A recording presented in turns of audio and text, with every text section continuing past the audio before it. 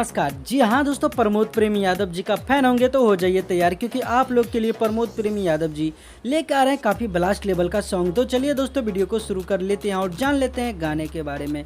जी हाँ दोस्तों, आप लोग को बता दूं, प्रमोद प्रेमी यादव जी के गाना दक्षिण मुँहे घुमा के, जी हाँ दोस्तों, काफ़ी ब्लास्ट लेवल का गाना है।